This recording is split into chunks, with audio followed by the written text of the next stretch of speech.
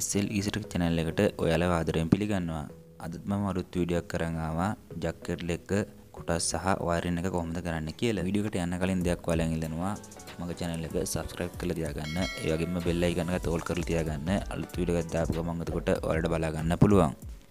හොඳයි අපි දැන් වීඩියෝ එකට යමු. මේ තියෙන්නේ ජැකට් එකේ ප්‍රධාන කොටසක් වන එලිමන්ට් එක. මේ තියෙන්නේ අපි on off කරන ස්විච් එක.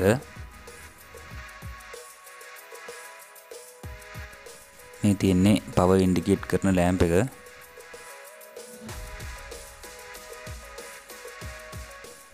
මේ තියෙන්නේ thermostat එක. අවශ්‍ය උෂ්ණත්වයට ආපුවාම මේකෙන් තමයි off කරගන්නේ. මේ තියෙන්නේ base connector එක. මේකෙන් තමයි කේදලය ඇතුළට විදුලි ගමන් කරන්නේ. මම දැන් මේක පිළිවෙලට පෙන්නන්නම් කොහොමද විදුලියට සම්බන්ධ කරන්න කියලා. මුලින්ම heat plate එක, ඊට පස්සේ power indicate lamp එක,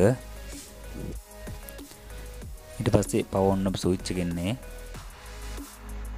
ඊළඟට thermostat එක. අවසානයේට අපි high කරන්නේ base connector එක. දැන් මම ඔයාලට කියලා දෙන්නම් මේ කොටස් වලට කොහොමද වයර් සම්බන්ධ කරන්න කියලා.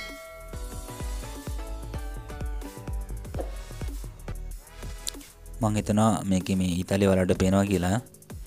මේ තියෙන්නේ නියුට්‍රල් වයර් එක. ඒ වගේම මේ තියෙන්නේ එර්ත් වයර් එක. ඒ වගේම මේ තියෙන්නේ පේස් එක. එහෙමත් නැත්නම් ලයිව් එක. මේ වයර් තුන තමයි අපි ප්ලග් ටොප් එකට හයි කරලා විදුලියට සම්බන්ධ කරන්නේ.